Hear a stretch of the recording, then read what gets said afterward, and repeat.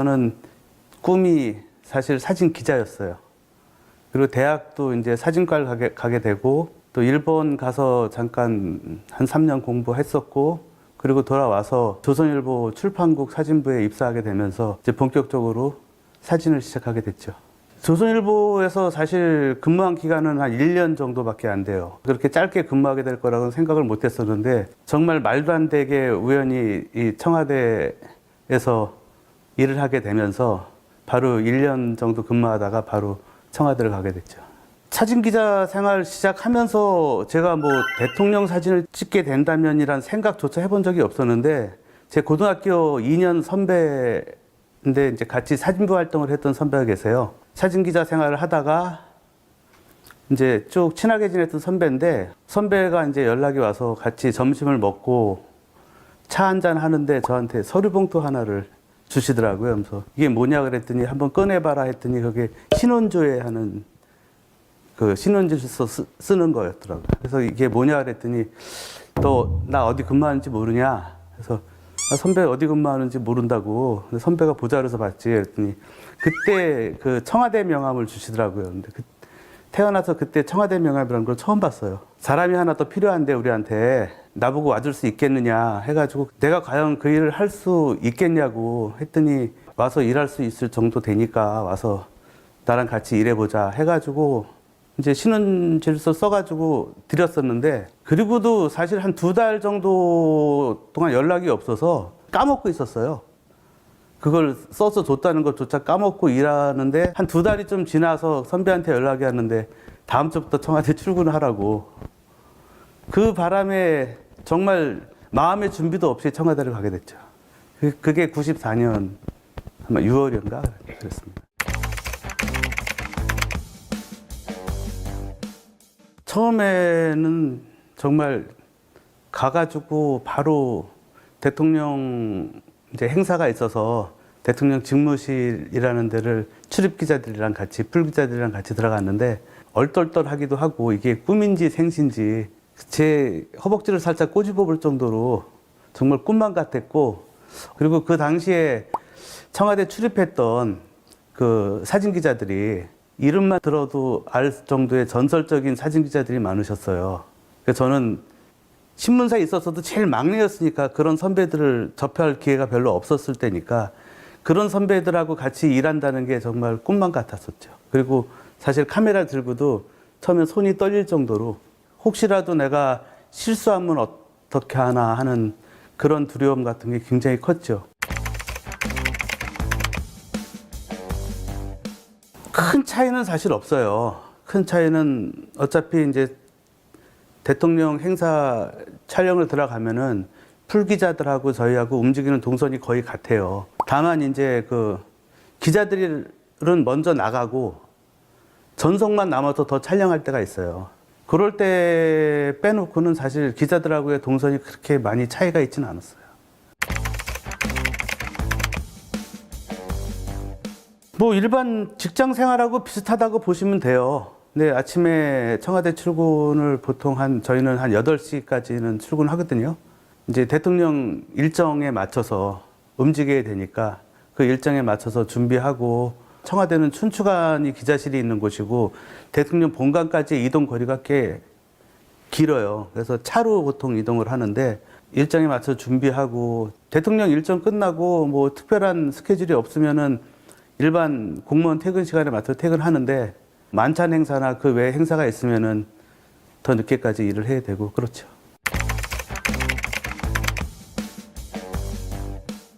김영삼 대통령 때나 김대중 대통령 때나 똑같이 공보비서실 산하에 전속들이 포함되어 있고요.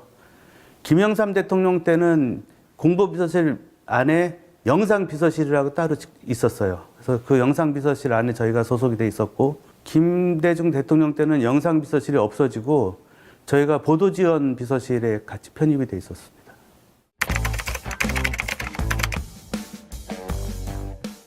청와대라는 데 근무를 하게 되면은 다른 공무원들보다는 조금 더 조심스럽게 행동해야 되고 조금 더 책임감 있게 행동해야 되고 그런 것들 있죠. 대통령의 행사를 찍는다는 건 곧 나라의 역사를 기록한다는 것도 되기 때문에 늘 책임감을 가지고 또 긴장하고 있어야 되고 실수하면 안 된다는 그런 어떤 게 있기 때문에 늘 조심스럽게 행동하고 조금 더 참아야 될 부분은 참아야 되고 또 조심스럽게 행동했던 부분이 있죠. 옛날에는 어떨지 모르겠지만 저희 때 김영삼 대통령 때부터는 이 군사정부에서 문민정부로 넘어오면서 모든 분위기가 바뀌어 있었잖아요. 그렇기 때문에 어떤 청와대 직원이라고 해서 더 권위적으로 행동하고 뭐 더 잘난 체하고 이러면 오히려 욕을 먹는 시대로 접어들었기 때문에 더 조심스러웠던 것 같아요. 그러지 않고요. 스트레스는 다 똑같이 받죠, 사실. 네. 늘 사회적으로 늘 집중돼서 관심을 받는 곳이 청와대이기 때문에 거기에 따라서 또 받는 스트레스도 컸고 생각지 않게 의도하고 다르게 보도가 된다던가 하는 부분에 대해서 또 그런 거에 대한 스트레스도 크고 하죠. 공식 일정이 아니더라도 전속 같은 경우는 늘 대기를 하고 있어야 되고 뭐 공식적으로 기자들한테 알리지 못하는 부분도 기록으로 남겨야 될 부분도 많이 있고 하기 때문에 토요일, 일요일도 사실 멀리 못 가죠. 언제 청와대에서 부를지 모르니까 미리 어디 멀리 갈 일이 있으면은 미리 보고를 하고 주말에 내가 어딜 갔다 와야 되니까 혹시 일이 생기면은 뭐 누구한테 연락을 해라 이렇게. 그러니까 전속이 저 혼자가 아니고 한 분이 더 계시니까 둘이서 같이 일을 하니까 둘이서 늘 이렇게 번갈아 가면서 혹시 멀리 가더라도 한 명은 집에서 대기를 하거나 그런 식으로 했죠. 청와대에서 근무를 하면은 청와대에서 거의 기숙사처럼 거기서 생활하는 줄 아는데 그건 아니고요. 출퇴근하면서.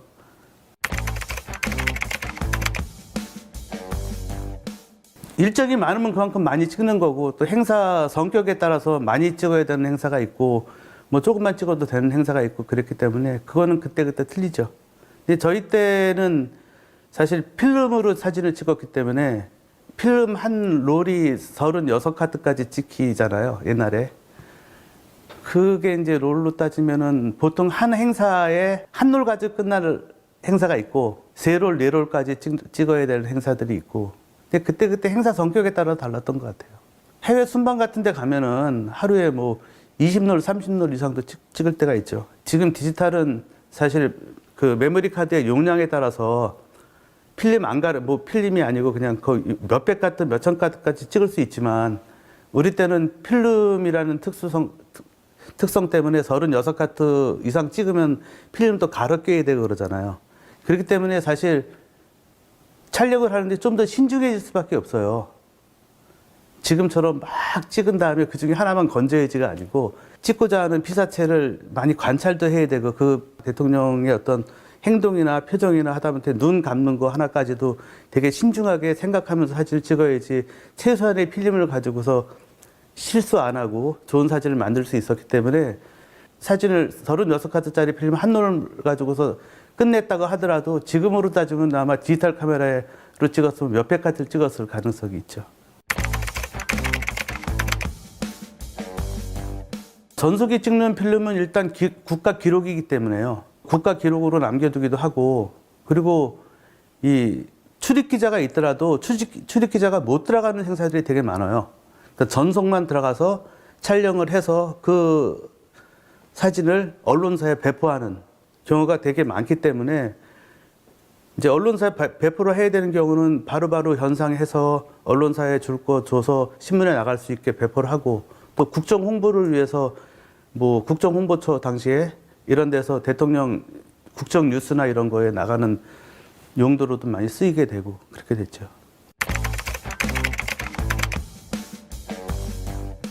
조깅 그리고 또 뭐 칼국수 뭐 그런. 김영삼 대통령이 사진 기자들한테 제일 우호적인 대통령이었어요. 그러니까 사진이나 영상 쪽에 되게 많이 관심도 많으시고 되게 우호적인 대통령이었는데 일하기 되게 힘들었던 부분은 특히 이제 해외 순방 같은 데 가면은 어딜 가도 이 대통령께서 조깅을 하시니까 조깅 장소가 전부 틀리잖아요. 그러면은 그걸 찍기 위해서는 전속들은 새벽 5시쯤에 일어나서 아무리 전날 뭐 늦게까지 일정이 있어도 그거 준비해서 또 조깅 사진 찍어야 되고 했던 그런 것들이 좀 힘들긴 했지만 그래도 대통령께서 또 워낙 사진에 대한 신경을 많이 쓰시고 하니까 빠질 수도 없었고 그런 것들. 그리고 칼국수 사진을 YS 사람들이 제일 많이 이제 생각을 하시는데 김영삼 대통령 때 청와대 뭐 오찬 행사건 만찬 행사 오셔서 칼국수 대접을 못 받으면은 마치 대접을 못 받은 것처럼 착각들을 하시는데요. 그렇지 않고 사실 칼국수라는 게 많은 인원이 오면 할 수가 없어요. 불어버리니까 면이. 그래서 30분 이내로 왔을 때만 사실 칼국수를 대접을 했고 30분 이상이 되면은 다른 음식으로 대접을 했거든요.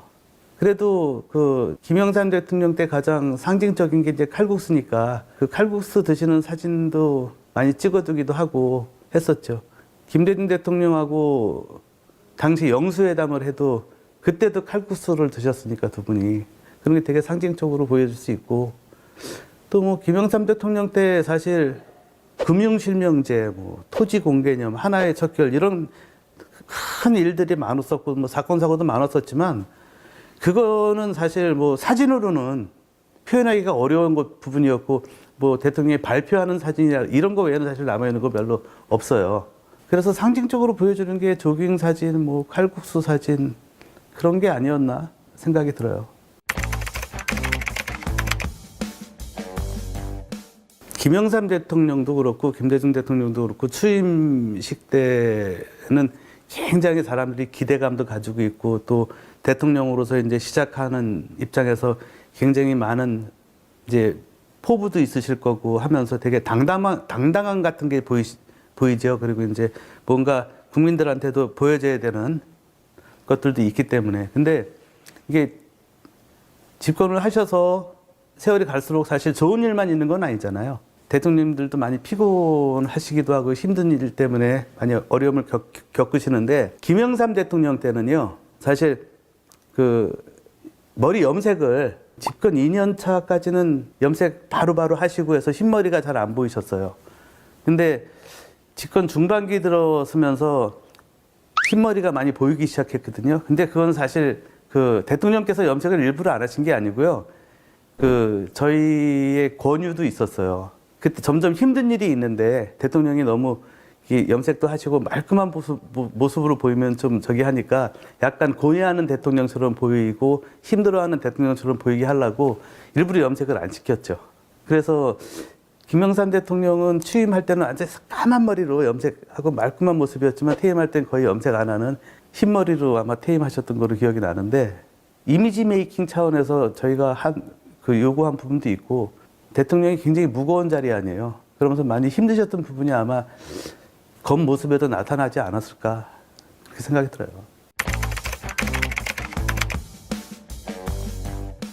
그렇죠. 네, 그거는 뭐 인간으로서 당연히 드는 거지만 촬영을 하는 입장에서는 어떤 그런 마음까지 헤아리면서 사진 찍기는 좀 어렵지만 우리는 기록하는 입장에서 대통령의 좋은 모습만 기록할 수는 없는 거 아니에요.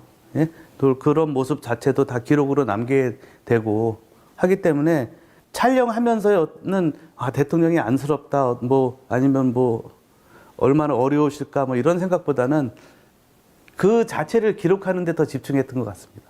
네.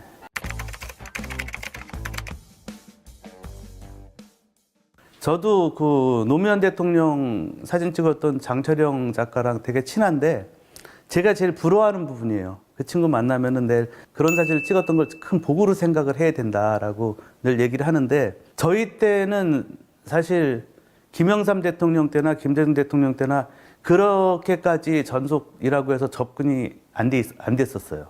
노무현 대통령은 특별히 이제 그 장철영 씨한테 그런 접근을 허가해 줘가지고 그런 사진들을 많이 남겼던 거고 저희는 그렇게 시스템적으로 대통령의 어떤 정말 사적인 부분까지 접근하는 거는 전속도 어려웠기 때문에 저도 많은 걸 요구를 했었거든요. 그렇게 접근하고 싶고 그런 사진을 찍고 싶어서. 근데 그런 게 허용이 많이 안 됐었죠. 다만 제가 생각할 때는 대통령이 권위적인 게 아니고요. 대통령을 모시는 사람들이 대통령을 너무 권위적으로 모시려고 그러지 않았던가 그런 생각이 들어요.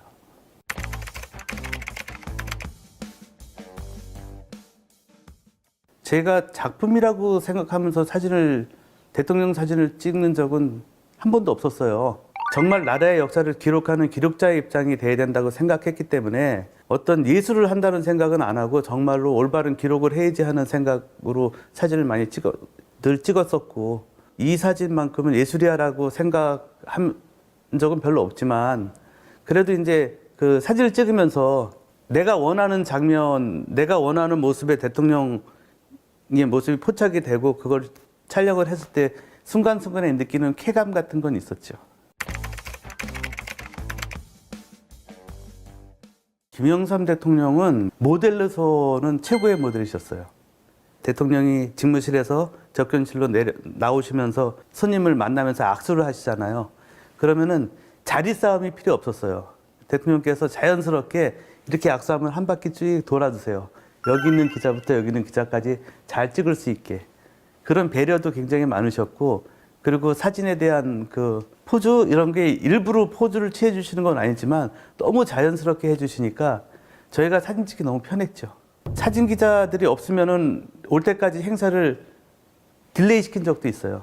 부산 업무 보고를 받고 제주 업무 보고를 가는 일정이었는데, 그 지방 행사 갈 때 대통령 비행기랑 기자단이 타는 비행기랑 틀려요. 대통령이 타시는 비행기는 제트기고 사진 기자들이 타는 비행기는 옛날 비행기 프로펠러가 앞에 달려 있는 비행기예요. 그래서 맞바람이 불면은 비행기가 앞으로 많이 안 나가요. 그래서 대통령보다 한 40분 늦게 제주에 떨어져 가지고 대통령은 이미 제주도 업무보고장에 가 계신데 사진 기자들이 안 오니까는 대통령께서 사진 기자들 올 때까지 기다려야 된다고 해가지고 그렇게 행사가 딜레이 된 적도 있어요. 그만큼 이제 김영삼 대통령은 그런 거에 대해 되게 중요하게 생각하셨죠. 김영삼 대통령 때까지는 청남대 동행을 안 했어요. 대통령이 휴가 가시면은 저희도 그때 휴가를 갔어요. 근데 이제 김대중 대통령 때부터는 청남대 휴가를 이제 제가 건의를 해서 따라가게 됐는데, 미국 대통령은 휴가를 가서 뭘 했고 뭐 하는 골프 치는 사진까지도 이렇게 계속 언론에 나오는데, 우리 대통령이 휴가를 가시면은 늘 뭐 기자들이 청남대 구상 해가지고 소설 같은 기사들이 막 나오잖아요. 그런 것보다는 우리도 대통령이 휴가를 가시면 휴가지에서 어떻게 하고 계시는지도 한 번 정도는 신문에 좀 내기도 하고 우리가 기록으로 좀 남길 필요가 있지 않냐 해가지고 제가 건의를 했고, 그 건의가 받아들여져서 김대중 대통령 때부터 제가 청남대 휴가를 동행하기 시작을 했죠. 청남대에서 대통령이 뭐 산책하는 사진, 뭐 낚시하는 사진, 뭐 오리 모이 주는 사진, 이런 사진들이 나오기 시작한 게 제 때부터예요. 대통령이 늘 뭐 안에서 쉬시다가 대통령이 나오신다 하면은 연락받으면은 막 가서 이제 대통령 계속 따라다니면서 사진을 찍어요. 근데 이제 김대중 대통령께서 한 번은 과일 나무 있는 데서 이렇게 여사님이랑 같이 산책하시면서 거기 잠깐 서 계신데 가까이 가서 그 사진을 찍으니까 자네 여기까지 와서 사진 찍나 하면서 사진 좀 그만 찍지 하셔가지고 알겠습니다 하고 뒤로 물러서서 망원 렌즈 가지고 또 몰래 찍기도 하고 그랬었죠. 두 분 다 너무 훌륭하신 분들인데, 그 손 여사하고 이호 여사는 또 어떤 면에서는 또 굉장히 차이가 많죠. 그러니까 손명순 여사는 정말 소녀 같은 분이셨어요. 그래서 그러니까 영부인으로서 꼭 공식적으로 해야 될 행사 외에는 많이 안 움직이시고 또 청와대 내에 꽃 가꾸시고 산책하시고 하면서 굉장히 조용히 지내시면서 정말 그 대통령의 부인으로서 꼭 해야 될 역할만 하셨고, 이호 여사는 사실 대통령의 부인이시기도 하지만 우리나라 여성 운동의 또 시조이시기도 하고, 그리고 대통령의 어떤 민주화의 어떤 동지이시기도 하고 했기 때문에 그 영부인으로서의 역할도 있지만 다른 또 여권 신장이나 아니면 뭐 불우 이웃을 위한 활동이나 이런 걸 굉장히 많이 하셨죠. 그래서 영부인 행사가 이호 여사 때가 훨씬 더 많았던 것 같아요.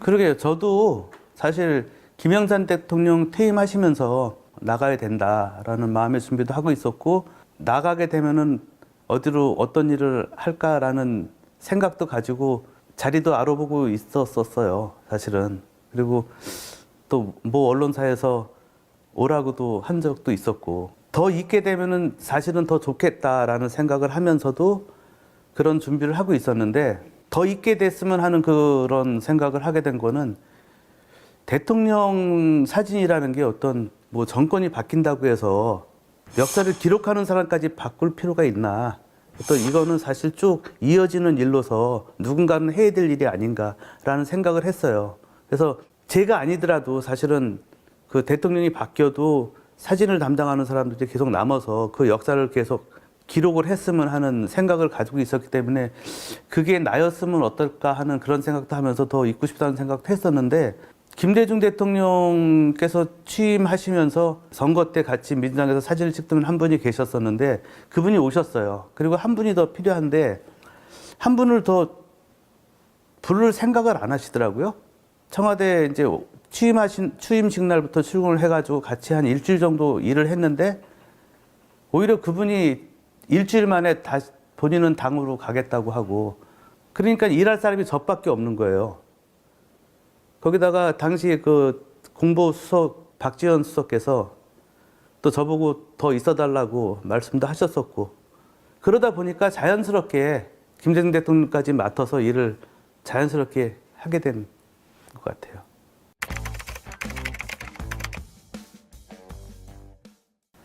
다만 이제 그 접근을 어느 정도까지 할 수 있느냐의 차이겠죠. 청와대 전속하고 청와대 풀 기자들은 그 단상 바로 앞에까지 접근이 가능하고, 일반 기자들은 취재 허가를 받았어도 뒤에 단상에서만 움직이지 못하고 단상에서만 촬영하고, 그런 차이죠. 저도 그때 대통령이 취임사 하시면서 울먹했을 때, 그때 저도 가슴이 좀 먹먹해지는 순간이었어요. IMF를 맞이하면서 취임을 하셨기 때문에 그때 국가 상황이 너무 어려웠었고, 그리고 그 아픔을 혼자 겪는 게 아니고 국민들이 더 많이 겪어야 되는 거 아니에요. 그런 마음이 대통령한테 큰 짐으로 오면서 아마 그렇게 울컥하지 않으셨을까. 그러니까 당신보다도 국민들이 걱정이 돼가지고 더 울컥하시지 않았을까 하는 생각이 들어요.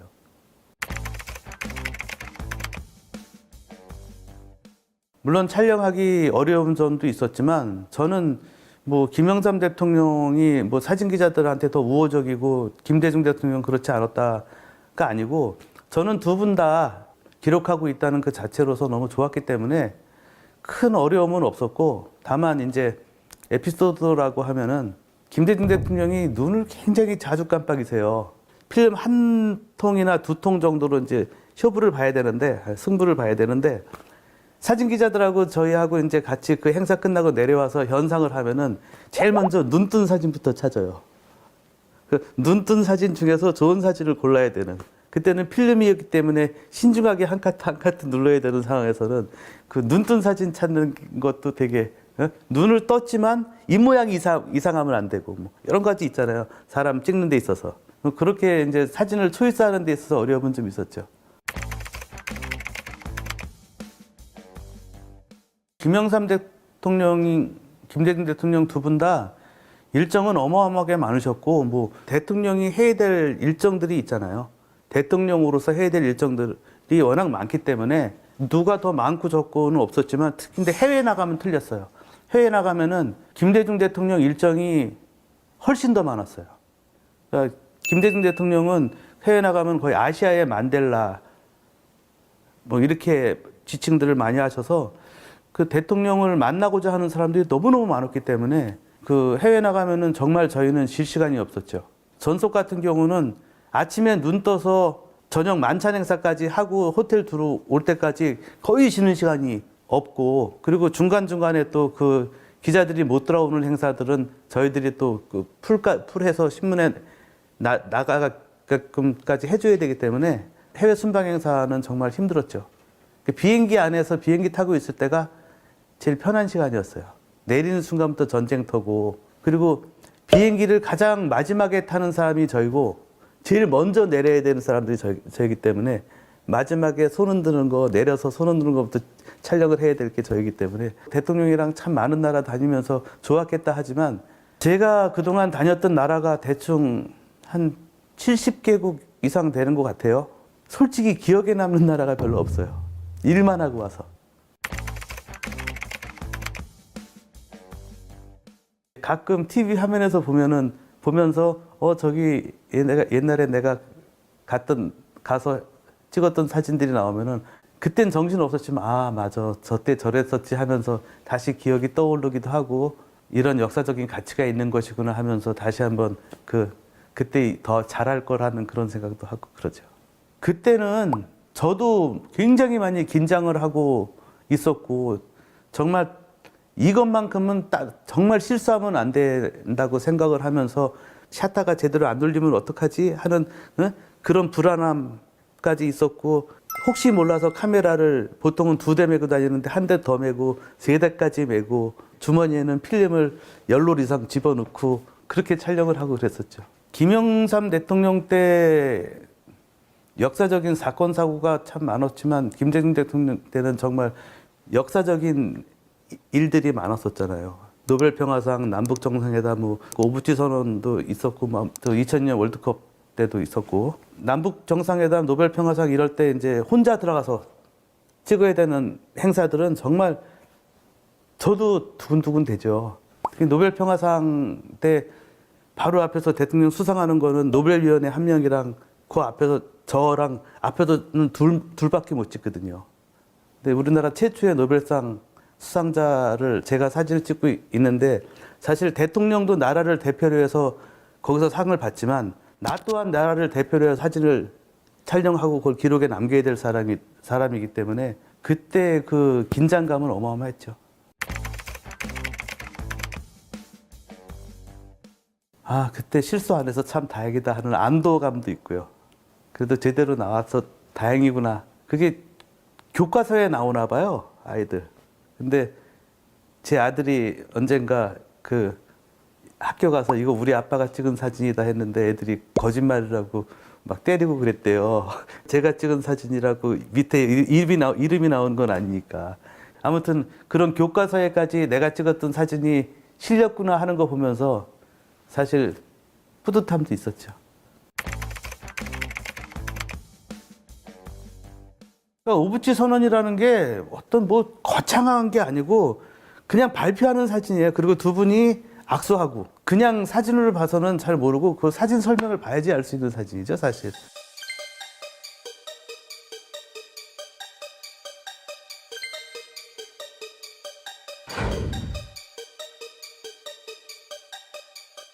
그때 사진을 찍을 당시에는 솔직히 얘기하면은 이게 이렇게 큰 역사적인 사건일까? 라는 생각을 하면서 찍었어요, 사실은. 일본이란 나라가 또 언제 바뀔지 모른다라는 생각도 하면서 남북 관계도 그렇지만 일본과의 관계도 늘 좋았다가 나빴다가 좋았다 나빴다 하잖아요. 그런 의미에서 보면은 오부치란 총리가 굉장히 큰 일을 하셨지만 제대로 실행이 될까 하는 그런 의구심도 좀 있었죠.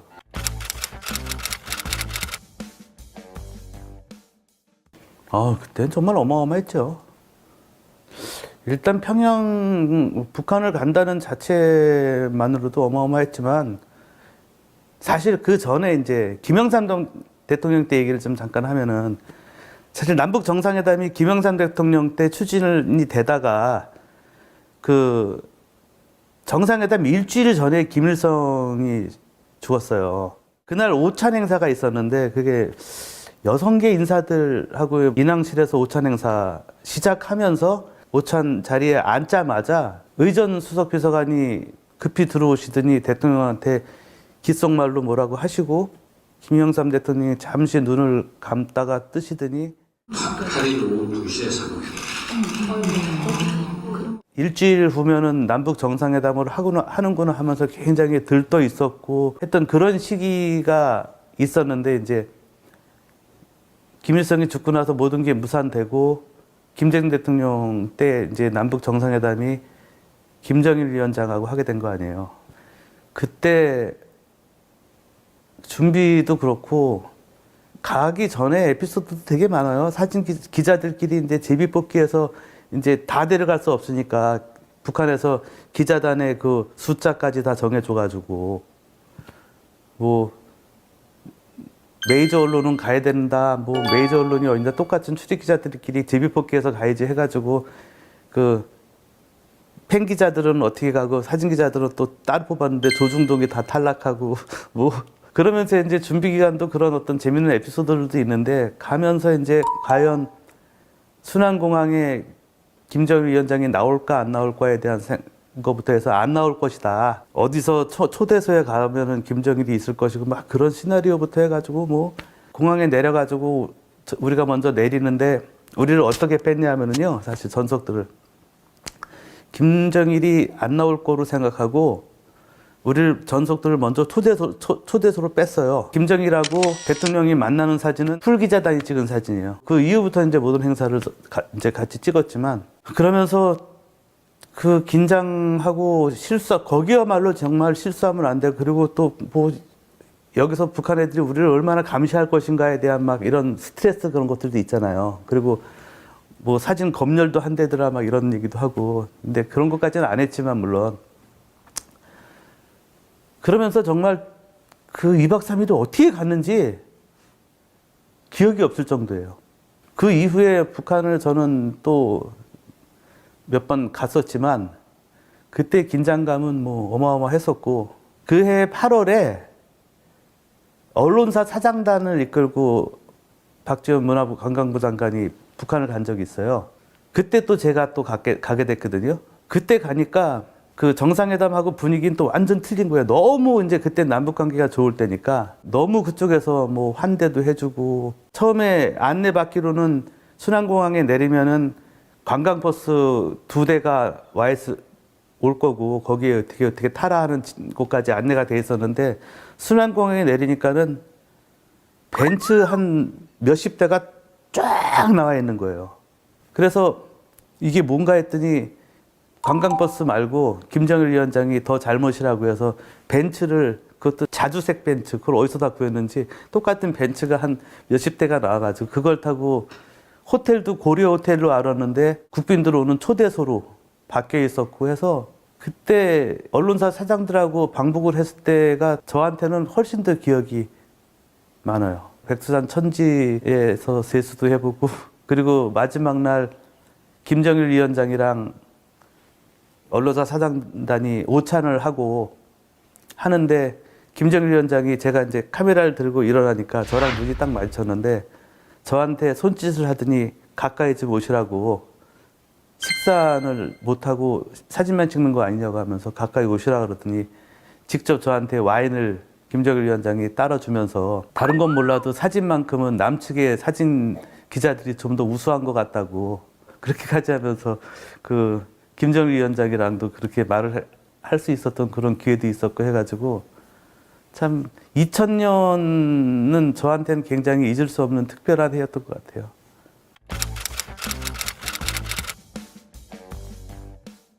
생각보다 너무 사람이 솔직하고 그리고 우리가 알고 있는 거를 그대로 다 인정하면서도 자기네들이 왜 그렇게밖에 할 수 없나라는 거를 설명을 하는데 생각보다 너무 그 사람 말을 내가 이해를 하고 듣게 되는 것 같이 느껴지더라고요. 그러면서 아, 저 사람의 그 화법이나 이런 게 어마어마하고 자기가 뭐 후계자 수업을 어떻게 받았고 뭐 자기가 영화도 좋아하고 다 인정하면서도 자기가 왜 이렇게 할 수밖에 없는지 자기네들이 그 당시에 왜 미사일을 이렇게 개발할 수밖에 없는지 막 그런 거에 대한 설명을 하는데 나도 모르게 빨려 들어갈 뻔했던 그러면서 정말 우리가 알고 있던 김정일 북한 지도자가 생각보다 되게 똑똑하구나 하는 생각을 한 적이 있었어요.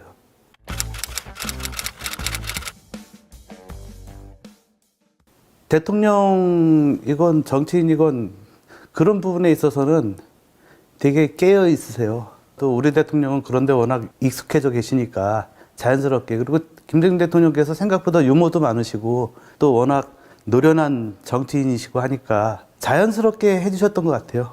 그거는 그리고 또 김정일도 그 부분에 대해서 어색하게 행동하거나 그런 적 없었고 김정일 대통령하고 이제 나이 차이가 많이 나잖아요. 하니까 또 그만큼 김정일 위원장이 대통령한테 배려를 많이 해주셨던 것 같아요. 그렇게까지 할 정신은 없고요.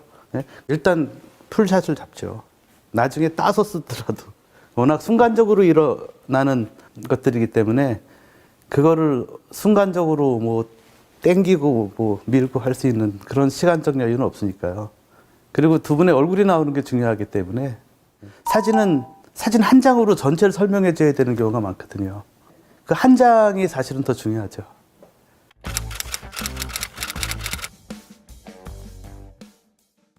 전화 통화 하시는 거를 연출한 적은 한 번도 없어요. 그러니까 전화 통화는 정말 전화 통화를 하시는 거고 한 1, 2분 정도 찍고 바로 나오죠. 편안하게 전화 통화 하실 수 있도록.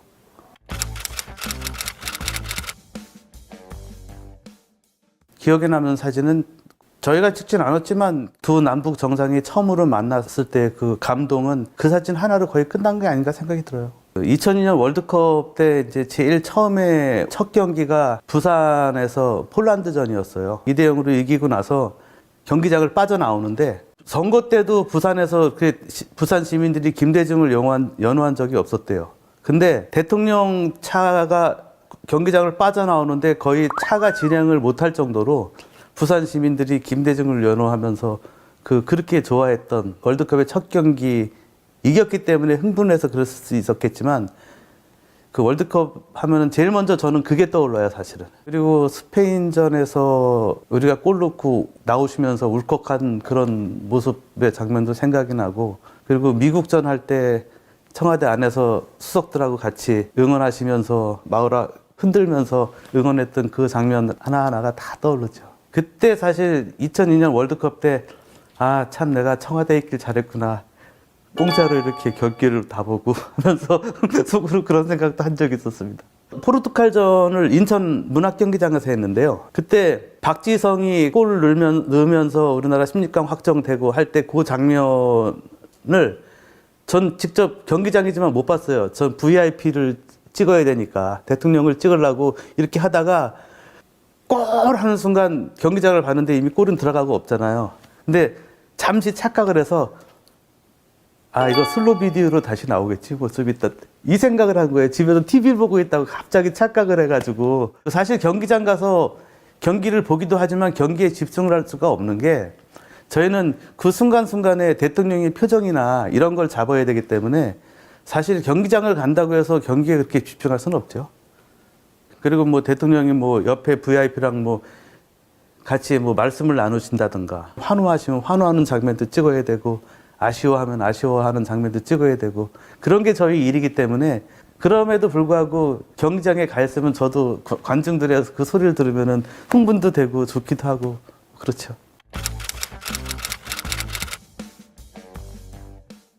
많이 드러내시는 편이 아니죠. 대신에 이제 김대중 대통령은 그 어떤 말씀을 시작하기 전에 늘 그 유머부터 시작을 하세요. 그러니까 처음에 사람들의 마음을 좀 풀어놓으시고 또 본인이 할 말씀을 쫙 하시는 스타일. 근데 얼굴 표정이나 이런 거는 다 그렇게 많이 변하지 않는. 근데 또 한번 웃으시면 굉장히 호탕하게 또 웃으시기도 하고 호응도 잘해 주시는 편이기 때문에 김대중 대통령 때도 사실 집권 초기 뭐 IMF 때문에 많이 힘들기도 했지만 조금씩 이제 극복돼 가면서 국민들이 많이 으쌰으쌰 해주고 하면서 대통령도 많이 힘을 받던 시기가 아니었나. 그러면 그때 국민과의 대화까지 나오셔서 뭐 국민들을 안심시키는 의미에서 좀 더 밝은 표정을 지어주시지 않았을까요?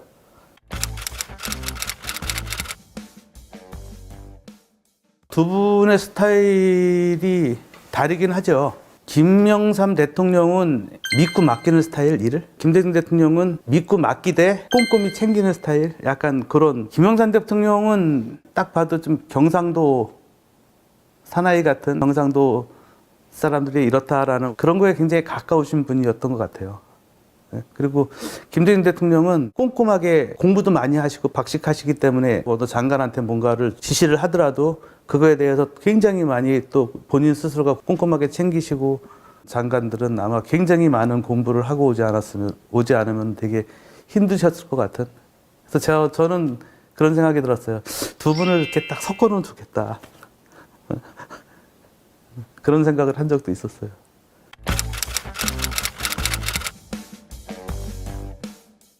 클린턴 대통령하고는 뭐 김대중, 김영삼 두 분 다 사이가 굉장히 좋았죠. 김영삼 대통령하고는 조깅도 하시고 우리가 미국 가서도 조깅도 하셨고 김대중 대통령은 뭐 그런 건 불가능했지만 그래도 굉장히 그 당시 한미 관계는 굉장히 좋았을 때죠.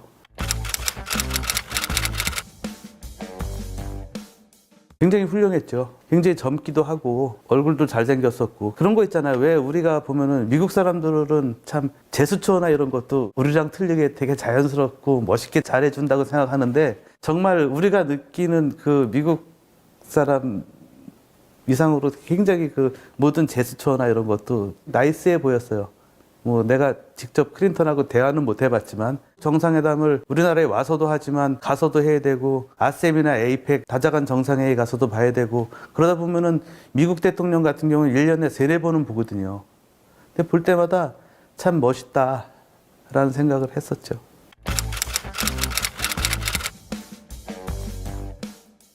부시도 아버지 부시 말고 이제 지금 아들 부시도 되게 멋있었어요. 미국 대통령에서 참 미국 사람들은 참 대통령도 저렇게 멋있는 사람만 뽑나 할 정도로 되게 멋있었고 우리하고 이제 미국과의 관계 이런 것까지는 내가 뭐 사진 찍으면서 그런 것까지는 잘 모르겠고 그거야 뭐 이제 정치하시는 분들이 알아서 해야 될 일이니까 제 카메라에 담는 클린턴 대통령이나 부시 대통령은 동양 사람들에 비해서 자연스럽게 행동을 하고 또 포즈나 이런 것도 되게 자연스러워 보여서 사진 찍는 데 있어서는 굉장히 좋은 모델이었지 않나 싶어요.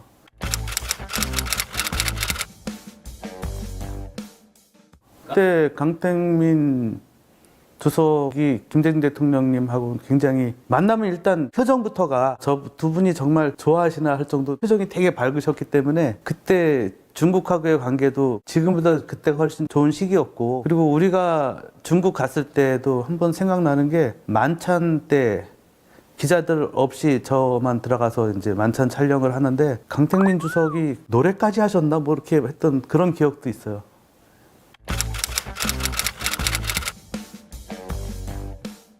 김대중 대통령이 영어도 잘 하셨지만 발음이 썩 좋지는 않으셨죠. They could elect their president directly.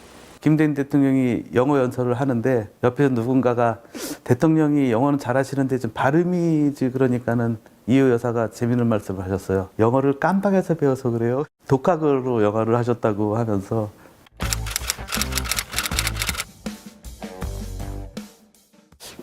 저한테 그 청와대에 거의 10년 가까운 생활은 꿈 같죠. 꿈 같고 그리고 제가 뭐 몇 살까지 살지는 모르지만 그 10년이란 세월이 제 인생의 반 이상은 차지하고 있지 않을까라는 생각이 들고요. 지금도 하고 있는 일이 어떻게 보면은 대통령을 찍는 일은 아니지만 그때 그 일의 연장으로 지금 하고 있는 일을 하고 있지 않을까라는 생각이 들고 하여튼 어떻게 보면은 제가 사진을 직업으로 삶은 지 30년, 31년째 되고 있는데 그 31년의 세월 중에 그 10년이라는 세월이 지금도 연장으로 그 거의 모든 걸 차지하고 있지 않나 싶을 정도로 저한테는 가장 각별한 시간이었고 뭐 앞으로도 그럴 것 같아요.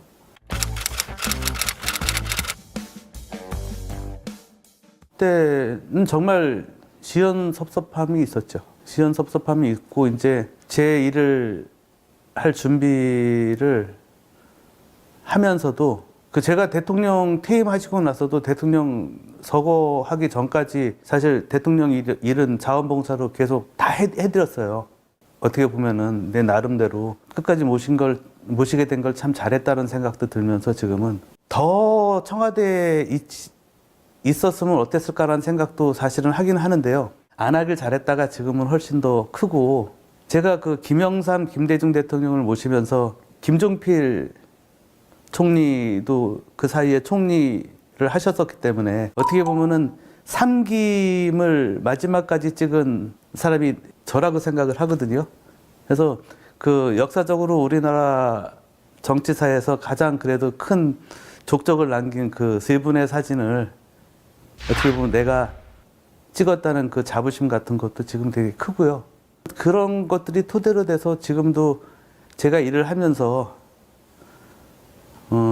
사람들이 저한테 사진을 의뢰할 때도 그분들을 찍었던 작가이기 때문에 믿고 맡길 수 있다라는 그런 생각들을 많이 하시는 것 같아서 그분들을 모셨다는 게 지금도 자랑으로 생각을 하고 영광으로 생각하고 그렇게 살고 있습니다.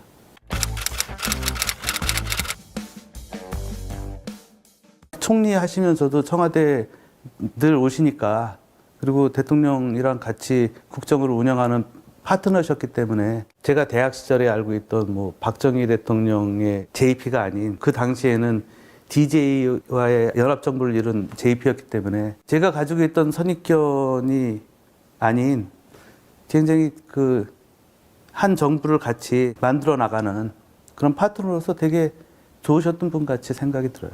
그런 거는 어떻게 보면 우리가 알고 있는 충청도 분들의 어떤 전형적인 그런 모습이라고 볼까요? 네. 그러면서도 그 또 할 얘기는 다 하시는. 아무튼 저는 그 세 분을 같이 담을 수 있는 사진가로서 되게 행복한 사람이었다라는 거. 그것만 말씀드리고 싶어요.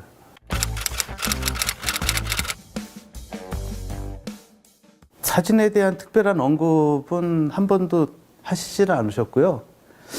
제일 이제 마지막으로 기억에 남는 거는 김대중 대통령이 서거하시기 한 2달 전? 그때가 이제 대통령을 마지막으로 제가 사진을 찍은 날이었는데 말레이시아에서 대통령한테 명예 박사학위 주셨는데 박사학위 복을 입은 사진을 말레이시아 대학 측에서 이제 보내달라고 하셨나 봐요. 그래가지고 제가 여기 사저에 와가지고 그 사진을 찍으려고 왔는데 대통령께서 그 접견실에서 좀 앉으라고 하더니 커피 2잔을 가져오라고.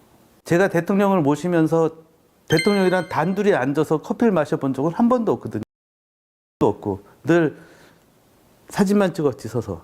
근데 앉으라고 하더니 커피 2잔을 놓고 저보더니 자네 사업한다 그러는데 사업은 어떠나. 대통령 덕분에 사업도 잘 되고 잘 생활하고 있습니다. 그러면서 좀 한 5분 정도밖에 안 되는 시간이었지만 잠깐 대통령이랑 앉아서 차를 마시면서 이렇게 얘기를 한 적이 있었는데 그때 이제 대통령께서 참 자네도 고생이 많았네 이러는데 좀 뭉클해지더라고요, 그때.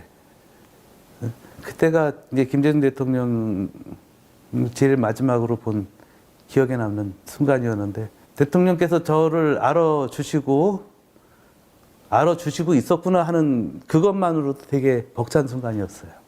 늘 묵묵히 이제 저 친구가 저기서 일을 하고 있구나 그런 모습은 늘 보셨겠지만 저한테 그동안 고생 많았네 하는 그런 말씀을 하셨을 때는 정말 잊을 수가 없어요.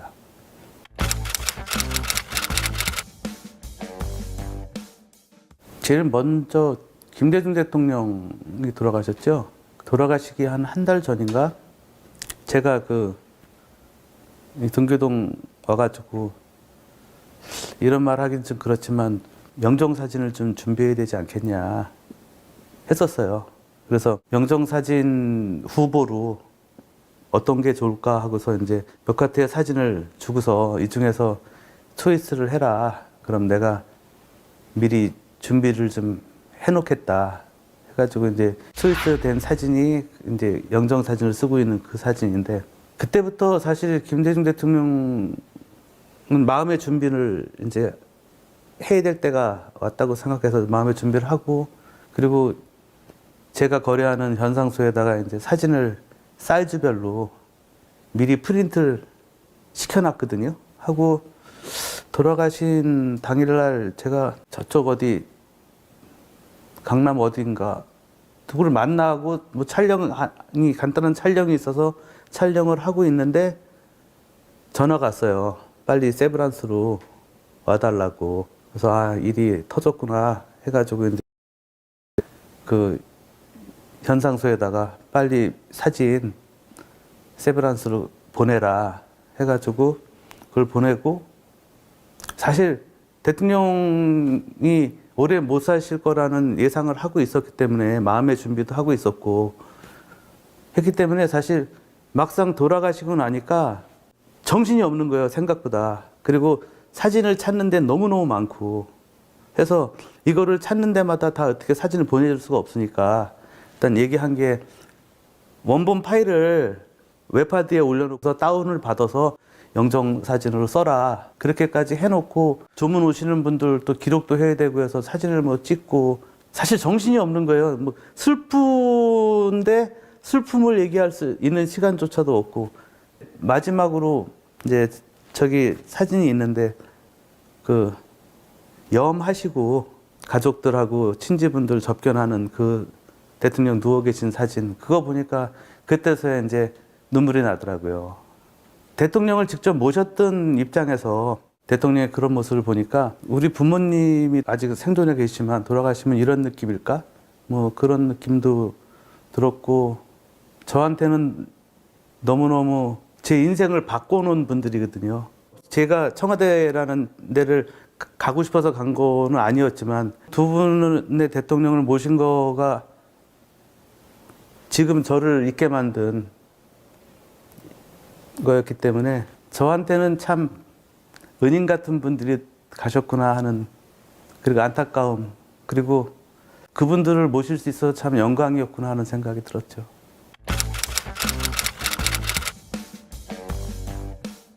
어떻게 보면은 김영삼 대통령이 저의 첫사랑이면은 김정일 대통령은 저의 끝사랑이니까요. 두 분 다 사실 그 우리나라 민주화를 위해서 없어서는 안 될 분들이었고 두 분이 경쟁은 했지만 또 그 경쟁을 통해서 우리나라가 이렇게 민주화가 돼 있는 거고 또 경쟁자이지만 가장 큰 동지이지 않았나 싶어요. 하늘에서도 YS하고 DJ는 웃을 때 웃으면서 그때 네가 잘했니 내가 잘했니 하면서 티격태격 하실 것 같아요. 이런 자리가 사실 뭐 그동안 몇 번 있긴 했는데 늘 제가 이런 자리에서 이렇게 말을 할 수 있는 자격이 되는 사람인가에 대해서 늘 고민을 하면서 자격이 혹시 된다면은 다 대통령들 덕분이기 때문에 두 대통령님들한테 늘 감사하면서 또 누가 되지 않도록 열심히 살아가야죠.